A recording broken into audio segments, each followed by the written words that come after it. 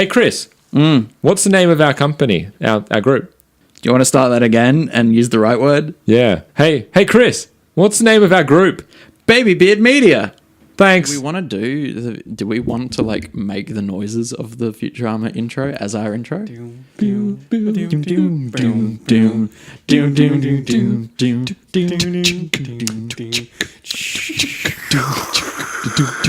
All right, well, that was a bad suggestion. Shut up and take my podcast.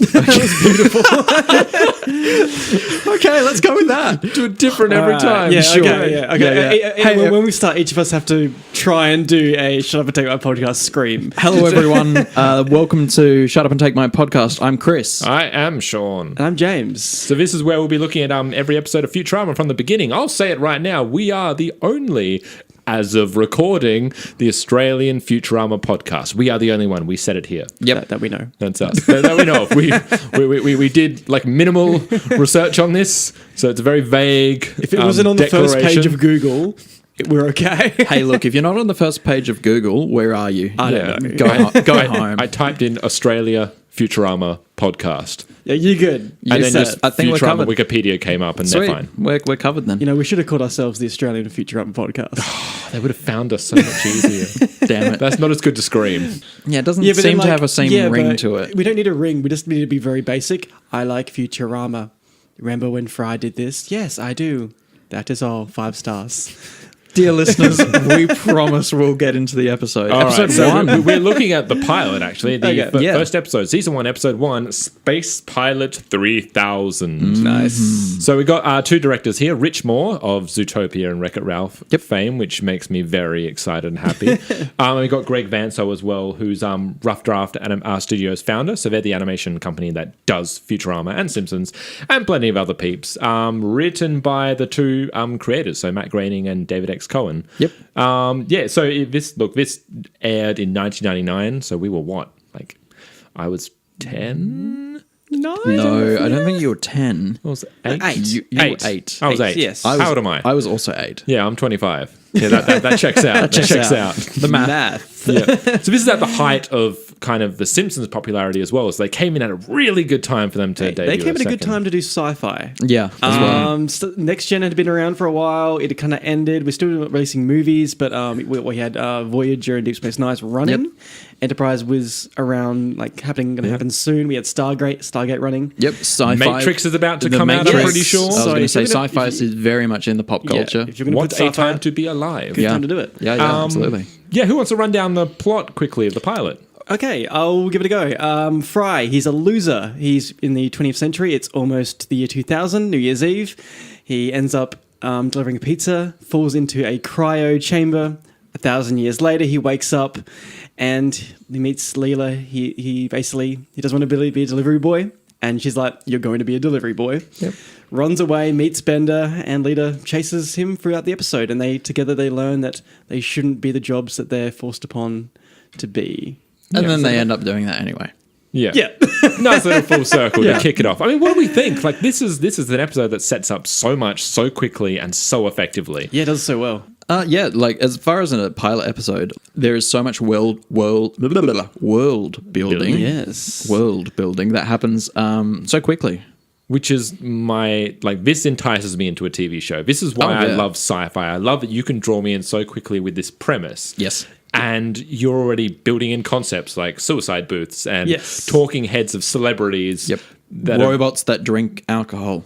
Yeah. And then it's just like a that's sci-fi recycle the futuristic- can within themselves. Yeah, exactly. Well, it's like a sci-fi futuristic world. Like, the world itself is a character, so you need to know what's happening, what the rules are, what's in it. Yep. And they do it very well. And I mean, the idea of talking president heads, even presidents that are dead. Yep. Yeah. Well, that's a slight continuity thing. It's like you're trying to figure out. I don't know. I like that. I'm like, it's Futurama. It's funny. I don't want to poke too many holes in it. I'm pretty sure Nixon's dead, but We can he's do great. that. We can do that later. Yeah, Nixon is dead. There's only, I think, 4 living presidents at the moment. Then we got Clinton, Bush, Obama. Bush. Bush. Is We Bush? have both Bushes are still alive. Bushes I'm are pretty still alive, sure. Jimmy Carter's dead. Yeah. Yeah. Yeah, I don't. Why well, are we talking about Don't know. US Presidents, they're going to come relevant much Yeah. later. Yeah. And the humor of this episode is already kind of both animation and humor wise, they've already settled in quite nicely to where they're going to take the series and kind of a style they're going for straight away, which is a product of having the experience of doing The Simpsons. Oh, definitely. Like visually, like it looks. I mean, like it's going to be polished off later, but Yeah. it looks the same throughout. Yeah. Basically, Yeah. The Simpsons. Like when you first start watching it, it's like, oh, it's a bit messy. I see where you're going to go. Yeah. It's a bit messy. It's really bad. I mean, with the sometimes. exception, Generous. with the exception of characters like Professor Farnsworth and Bender, everyone's voice pretty much stays the same from now on. most You'll hear Farnsworth changes quite dramatically. Yes. Yes. Hermes changes a bit. And Hermes we got completely differently because he wasn't going to be Jamaican. Oh, really? And he was going to be called Dexter. Yeah. What? Yep. Yep. And Bender, so John DiMaggio, who voices Bender, he originally auditioned for the role of Professor Farnsworth with the voice of Bender. Oh, what? So that voice you hear as Bender was going to be Farnsworth, and then he didn't get that. They said, hey, we have no idea how this robot's meant to sound. Just do that voice to the robot. But yep, it works. That's pretty good. Cool. I could not imagine Farnsworth sounding like Bender at all. Whether the age was going to be different, I mean, he's got that, it's that weird... I mean, yeah. I mean, it would have changed as it would have Yeah. gone along. But I Can, mean, can you imagine Bender being like, come look at my sort of lengths of wire? Yeah. it'd be great to hear those takes. So as far as establishing characters go, we get the usual triumvirate, and we've got Fry, Leela, the sexy sci-fi heroine that they're trying to kind of build on Yeah. the trope of. Deconstructed. And of Leela, and we have the badass talking, initially suiciding robot Bender, Which Bender is like- Bending Rodriguez. Yep. Which is just a great take on like the helpful like robot helper that finishes off that trio. Like you have the strong male protagonist who is Fry, who is not strong, who is not like a protagonist in like much sense of the word. Like he's not a hero. Leela is not the sexy eye candy that you have in your traditional sci-fi. Yeah. And then Bender is not the helpful robot.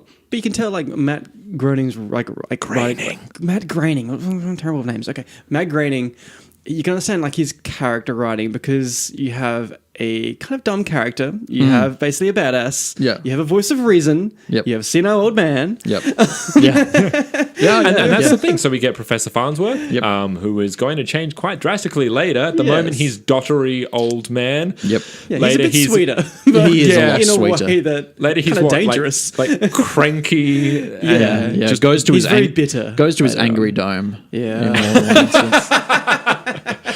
Ooh, good job. Yeah. we start to establish like a lot of the secondary characters and recurring characters that we're going to get. So at Applied Cryogenics, we get Terry. Yep.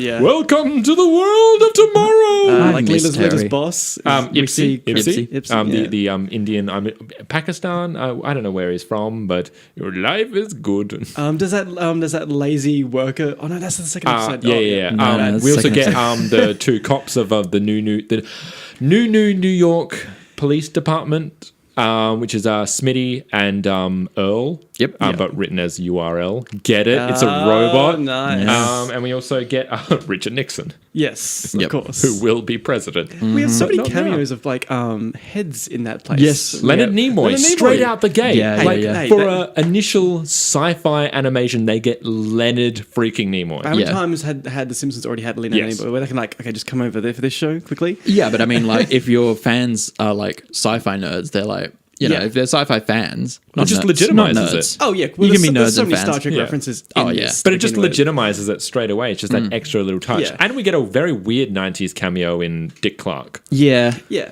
Well, you also see that one doesn't age terribly Nope. well, does it? in the Dick Clark's rockin' Eve. on the wall. I'm pretty sure we see Mulder and Scully from Yeah. the X Files. Yeah. Barbara Streisand's there. Yeah. Dennis Rodman is there. Well, at that time as Matt, well. Matt is there. Yeah, Matt's He's- next to he's Barbara, self- yeah. I mean, so- at that time, Futurama was sandwiched between Simpsons before it and X Files came on straight after. Oh, really? And with this first episode, they are the number one show of the week in their Really? demographic. So basically, they were number one among the 18 to 49-year-olds and teenagers Hey, for the sci-fi- whole week. 90s was an important decade for sci-fi. Yeah, Right? it's true. Like this pilot did super well. Yep. And 13 episodes were greenlit on the spot before they even had the pilot. Like, basically the pitch that Matt Groening and David did, they over-conceptualized it, and they had all these ideas. They had 2 hours worth of material for the pilot.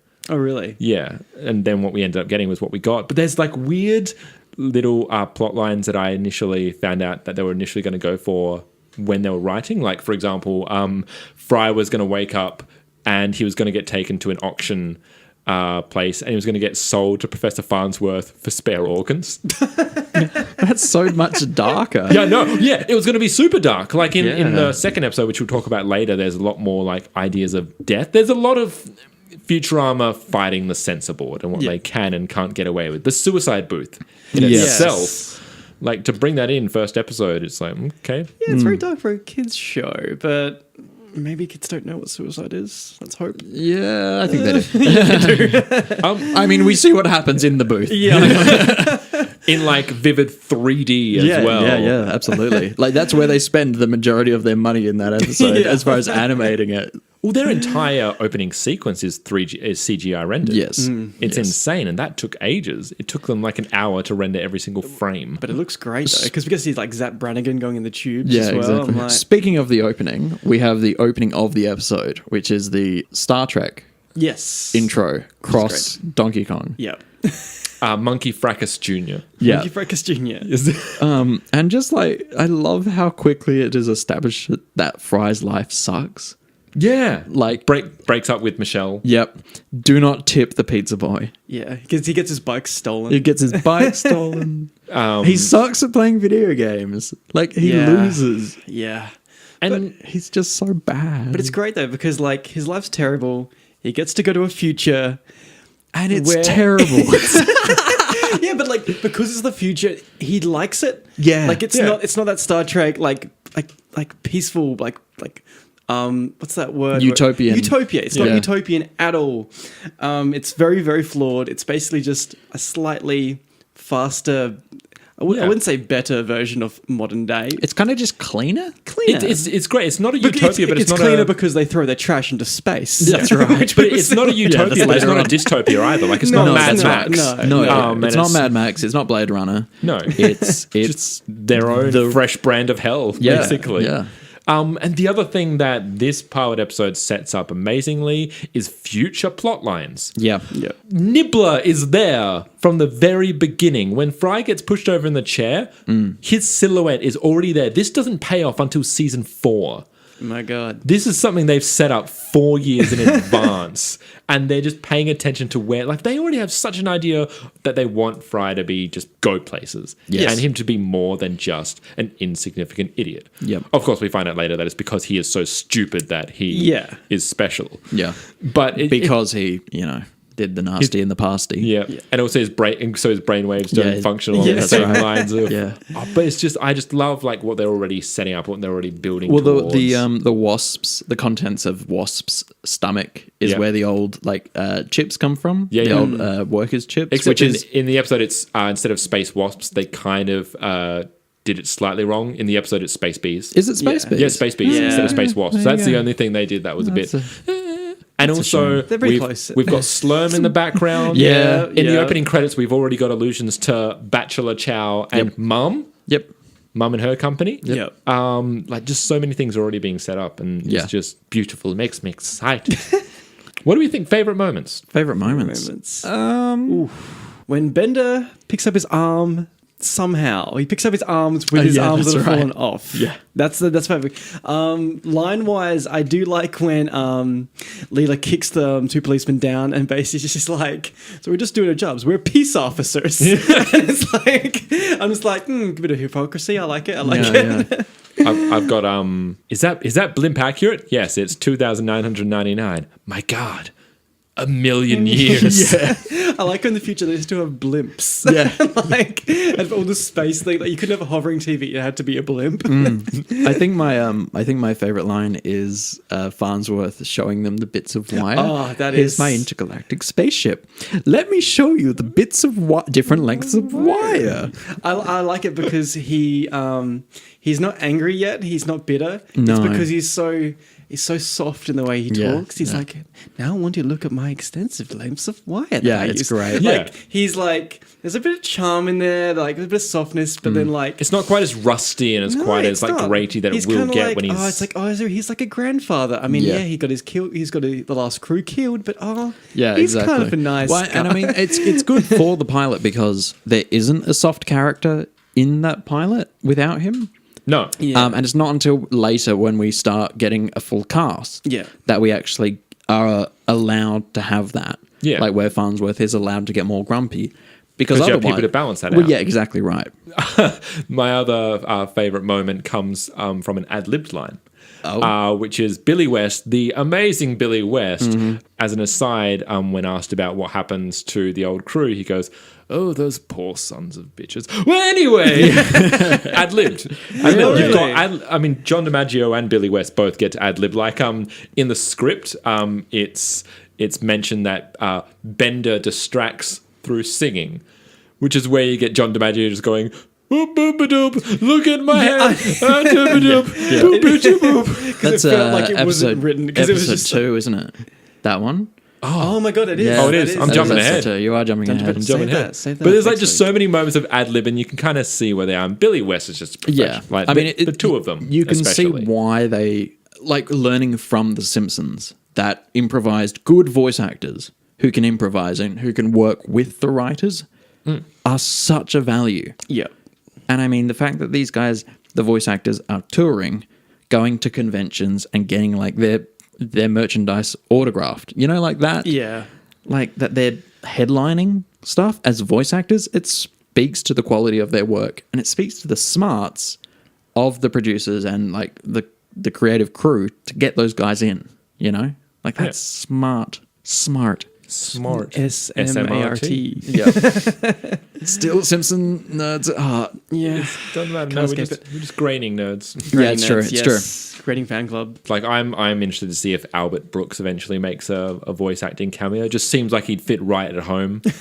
Sure. Here, I think he Albert, does. he'll just. I think he does. We've already got a lot of crossover with the writers and the directors anyway. think You've he got does, Rich I can't Moore and you've got remember. Greg Vanso Yeah. and people that'll eventually be supervising directors and executive producers. And the one thing we do get, which is nice, is we get consistent showrunners in that Groening and Cohen stay on board for the entire 7 seasons. Oh, really? So you get consistency of vision Yeah. the whole way through. So it's what they've established, they will continue to establish That's for surprising. the next. Even after like being cancelled that many times, it's like, bring back the people who did that. We want that again. Yeah. Yeah, and this is a writing squad that will, the way they'll do their episodes is that they'll think of the plot lines as a group. When they've established the plot for the episode, one of the writers will go away and write a first draft. Then the writers will go back and pick over it again, get it heard by voices, then rewrite it, then send it off to rough draft. Oh, okay. And that gets It's done. a good process. Yeah, it's like very collaborative. Yeah, it is. And everyone's completely on board. And, you know, between them, they've got a lot of degrees and PhDs. Yeah. Yeah, absolutely. They're all from Harvard. Yeah. They're all like computer nerds as well. Like Yes. intelligent people. I don't think we have enough time to like go through like all the alienese languages on the signs and all Oh that. yeah, which got like the first one got broken within hours of the broadcast happening. Yeah. like in the Slurm, because what they did is drink Slurm in English, and then later you see the same Slurm poster, but it's in the first alien language. Oh, so, really? And then they just dotter it through episodes, and people cracked that one within hours. And went, oh, let's create another one. Yep. And it'll be harder. Took them a few months, but then they did it. Hey, nerds, pay attention. All right. Yeah, they work hard. Fans, Okay, Fans. fans. people who care, we care. We break your codes because we care. We say we've got nothing else to do.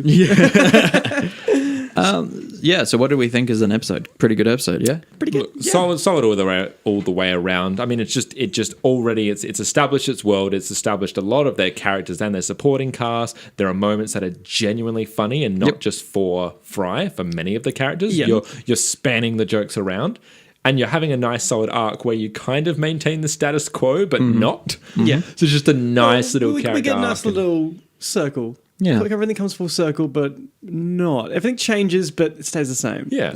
Straight up, it's an episode that I'd be watching and going, yeah, I'm watching next week. Yep. Hey, he's a delivery boy, but now in space, Yeah. which is what he always wanted to be. We get a great ending line. All right. I'm a delivery boy. It's just a great ending. Yeah, he's happy to be what he is. Yeah, you full know? circle, It starts the episode with him delivering stuff. Yeah. It ends the episode with him delivering stuff. Great. Hey, it's good because like he didn't want to be a delivery boy because they said he had to be a delivery boy. Yeah, he now did it it- by choice. Yeah, by now choice. and it's the great. choice that makes the difference. That's it. But as we learn in future, does Fry have a choice with anything he does? We'll leave that for a later podcast. Speaking of ending things, we're going to try out a voice. Okay. And this Are we? becomes hard on Futurama. Futurama is hard. Which is why I love This this. is really hard. I'm going to start Okay, what are you gonna do? What are you gonna pick? with Bender. Oh, I love my the god. I love that you guys just grained so hard. I hate that you made that graining. pun. Okay, Bender. Bite my shiny metal ass. Fuck. Jesus Christ. All right. Suicide. No, my god. This is, what is that? That's like season 1 Homer with Peter Griffin. How do you really do Bender? I can't do Bite Bender. my man. shiny metal. That's so bad. I can't do it. Bite my shiny metal ass. It's so hard. Come on, Chris. You just got to build it out. Bite my shiny metal ass. That's a good Fry. Was it? Yeah, Damn it. Damn it. Oh no, that was so bad. it's my favorite. I love it. Thanks for indulging in that. All the accents are terribly hard to do. Yeah, they're Like Fry, because they're Leela. really good voice actors. Yeah, Yeah. like you know. Farnsworth. I can't do any of them. Nope. Then you I got can do whoop whoop whoop. Wait, is that? Zoidberg. Yeah, Zoidberg? yeah, Zoidberg. I can. That's all I can probably do. do like a Kiff or a Zoidberg. That'd be about Oh, it. yeah, Kiff. Yeah, we'll get to that. Yeah, that's a bit easier. But then he We won't got a choose lot of Kiff. characters. He'll do someone like really random. Scruffy. Well, Scrub's not too bad. I guess we'll be back next week. Yeah, Next man. week, the series has landed. Yeah. Is the name of the episode. And the name of our series. What is it, Is- Chris? You got to do it. What is it? What's the name? Shut up and take my podcast. Thank you, James. Yeah, and look, yeah, if you want to email us, tell us that we've got like super amounts of things wrong, Yeah. or that we're crap, or Yeah. that you like us, Yeah. babybeardmedia Yeah, at send your hate- gmail.com. Hate mail, Hate mail. love mail, boring mail, where you're like, hey, I got some new peanut butter. And that's it. That's the Nice. content of your email. That's Look, sweet. if we get an email, it would be great. If we get an email saying, hey, I got some new peanut butter, I'll Junk be mail. very happy.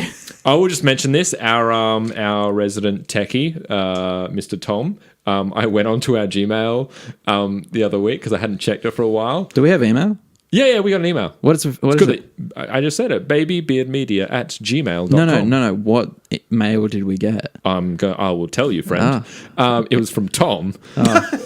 Just saying, what was it? It was like, dear baby beard. It was something, I'm going to get it wrong, but it was, dear baby beard, your product sucks. Please do better. Signed anonymous. I was really excited that we had a new inbox without even putting anything out. Thanks, Tom. God damn it. Thanks for that. Thanks, Don't mate. send that again. Or send the exact quote. Don't encourage them, man. Don't encourage them. Look, I say this, eventually we'll get Facebook. It'll be good, and we can plug that, and we can plug YouTube. But until now, just, use the archaic use the email. And that'll be good. Babybeardmedia at gmail.com. I have been Sean. I've been Chris. And I've been a delivery boy. No, I've been James. Oh. Episode 1. The Phantom Menace. Get out. I don't have an intro, but I think I've got one. Let's just do it. Sure. Shut up and take my podcast. Well, yeah, pretty much. The next time we'll do a Firefly podcast. Be very, very fast. Yeah, it'll be short. No, because we'll do that, and then it'll be picked up for a season 2. Yeah. No, it won't. Bender? The Bender?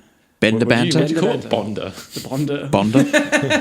Bonder. Freud, Bonder, and Lowley. I remember Bonder. It's the worst. Do you want to restart No, that? we're keeping it in. Okay. It's fine. I'll have to do a baby beard media. Instagram? Well, once we release content, we can have a social media presence. We've got so much. No, we just advertise the. Sorry, did I say make content? No, release content. Yeah.